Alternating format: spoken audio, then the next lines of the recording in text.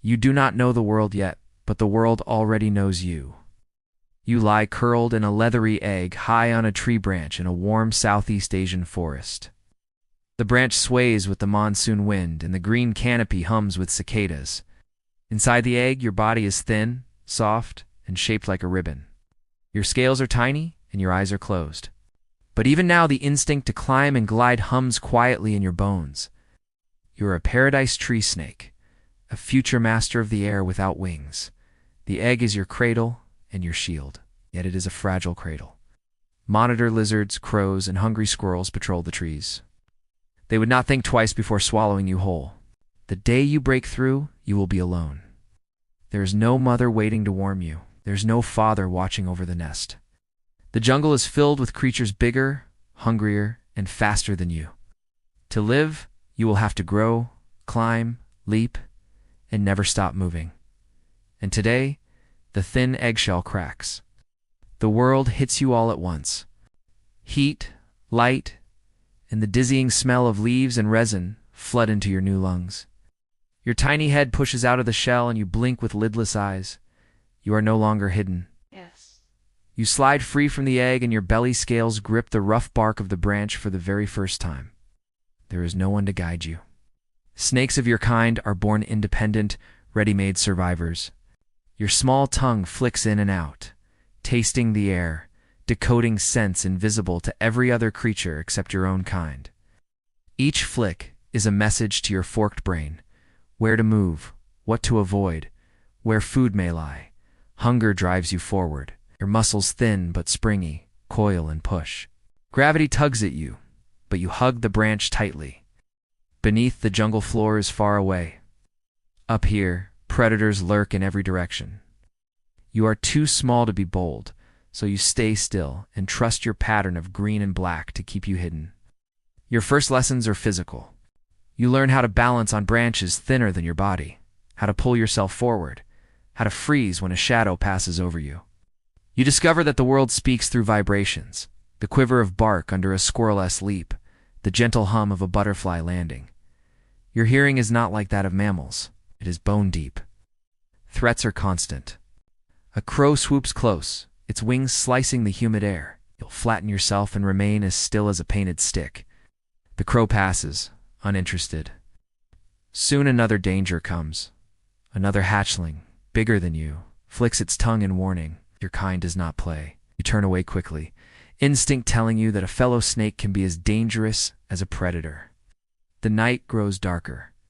You are cold, but you have survived your first day. For now, that is enough. Hunger sharpens every flick of your tongue.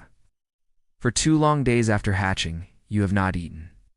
Your belly feels hollow, a quiet drum that never stops. Tonight you move lower in the tree, searching. The forest at night is a mosaic of scents. Somewhere below, a tiny lizard sleeps. You cannot see it clearly, but the chemical traces of its skin are painted across the air. You begin your approach. Every movement is slow, deliberate, and you hug the branch tightly, blending into the shadows. Your vision is tuned to pick out the faintest movement in dim light. Your eyes, round and unblinking, lock on a shape, a gecko, pale and unaware. You creep closer. When the distance is small enough, your muscles coil. Then, in a blur, you launch. Your jaws open wide, far wider than your skull would seem to allow, and your backward curving teeth catch the wriggling prey. This is your first kill. There is no venom yet strong enough to paralyze instantly, so you hold fast. You squeeze with your body and the gecko's fight slows. When it is still, you begin the slow process of swallowing. The jaws move independently, walking the prey into your throat. Now the skin of your mouth stretches, your trachea slides forward to allow you to breathe while your meal moves down your gullet. Now deep inside, powerful enzymes wait, ready to dissolve muscle, skin, even delicate bones. As the last of the gecko disappears, an ancient calm spreads through you. The hollow ache of hunger fades. Energy floods your tiny body. Your heart beats slowly now. Digestion will take hours, but you do not need another meal for days. The lesson is written in every muscle. To eat, you must be bold, patient, and precise. Food in this forest is never guaranteed. From now on, every scent you taste in the air will remind you that survival belongs to those who strike at the right time. Satisfied, you coil yourself on a secure branch. For the first time since you were born, you feel strong. And somewhere deep inside, the air begins to whisper of the strange gift that sets you apart. Days stretch into weeks, and the geckos and small frogs you manage to swallow fuel a remarkable transformation. Ice. Your tiny body begins to lengthen. The dull softness of your baby skin turns sleek, glossy, and patterned with scales that catch light like green glass. The bands of black and yellow along your body sharpen, creating the pattern that will one day help you vanish into leaves. Soon, you discover a strange pressure in your skin. It tightens and begins to itch. You rub against bark, against branches, until suddenly your old skin splits along your mouth. You crawl forward, leaving behind a thin, empty sleeve of yourself. The new skin beneath gleams. This is your first shed, and it will not be your last. Snakes like you grow by, outgrowing themselves. With every shed, your senses sharpen. Your forked tongue detects more delicate trails. Your sight becomes keener in the dappled light. When your body grows lighter yet more powerful. You are no longer a fragile ribbon. Your world expands beyond the branch you hatched on. You dare to climb higher, to leap from one tree to another. And here something extraordinary happens. You flatten your ribs, shaping yourself into a ribbon of living paper, and you leap. Instead of falling, you glide. The air holds you like a gentle wave, carrying you from one branch to another. You do not have wings, but your body knows how to fly. Not everyone in the forest welcomes your newfound confidence. A larger predator, a tread-welling lizard with sharp jaws, chases you once, its mouth snapping so close that you feel the rush of air. You fling yourself from the tree, twisting your slender body in midair, and sail away. The ground races up to meet you, but with a twist you angle toward another trunk and land. The chase is over, and you have learned an important truth. In a world where everything wants to eat you, the sky is your escape. The dry season comes, and the forest changes. Streams shrink, leaves curl, and the abundance of prey disappears.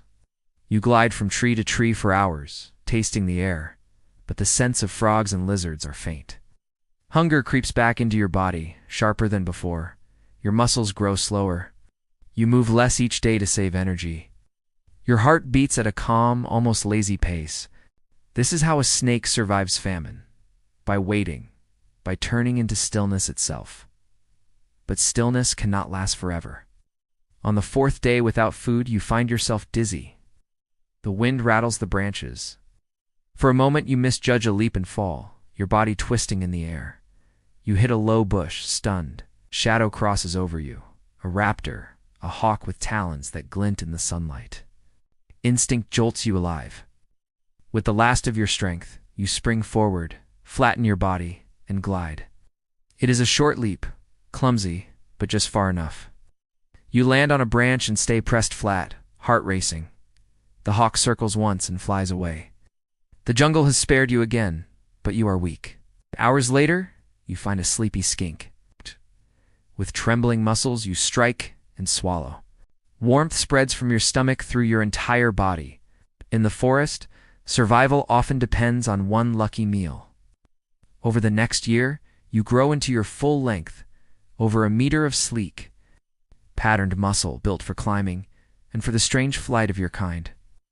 Your body is slim, your head narrow and pointed like an arrow. Adulthood changes everything. The easy wandering of your youth is replaced by an urge that pulls at your muscles. You begin to travel farther, gliding between trees that were once distant to you. Scents in the air call to you now, in a new way. It is the season when snakes seek each other out. But first you must earn your place. Another male, as long and strong as you, confronts you on a broad branch. He lifts his head high, his body swaying. You mirror him. There are no venomous bites in this duel, only a dance of strength and balance. You push, twist, and shove, each trying to pin the other down. The branch shakes. Finally, with a firm heave, you knock him off. He sails to another branch, defeated. The branch is yours. Victory gives you the right to court. Now your senses are tuned for a single scent, that of a female ready to mate.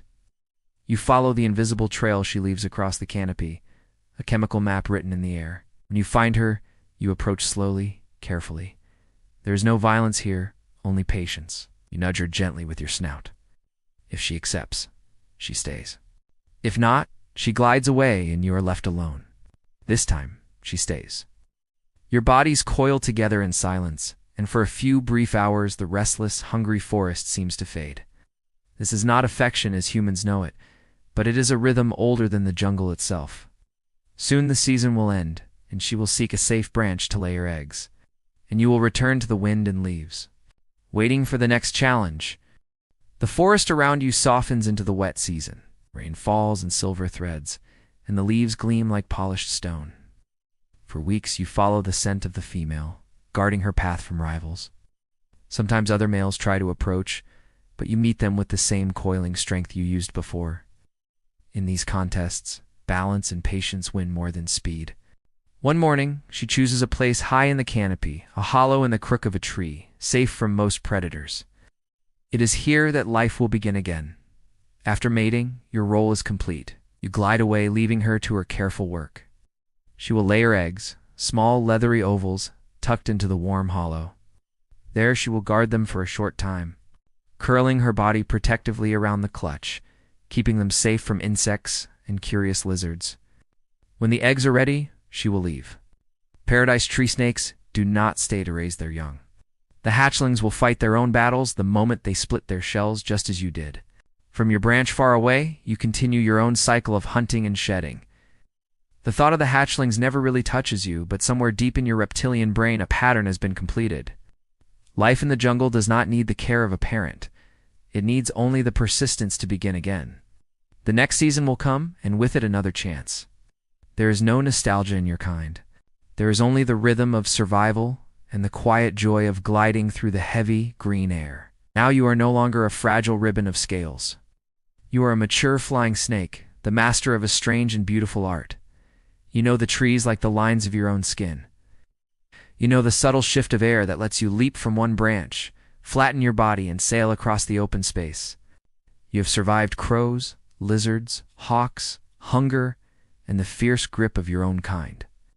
You have learned how to turn a leap into flight, how to twist in midair, how to make the sky an ally when the forest floor is a trap. In the evenings, when the light turns golden and the jungle hums with a low chorus, you rest coiled on a branch.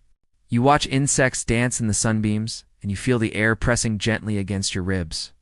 Far away in a hidden hollow, eggs lie waiting. Perhaps one of them holds a hatchling that will one day glide past you, unaware of who claimed the branches before them.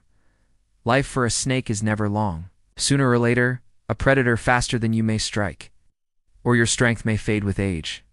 But for now, you live, you glide, and the cycle spins on.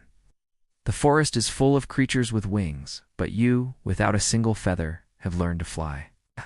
In the green cathedral of the trees, that is enough.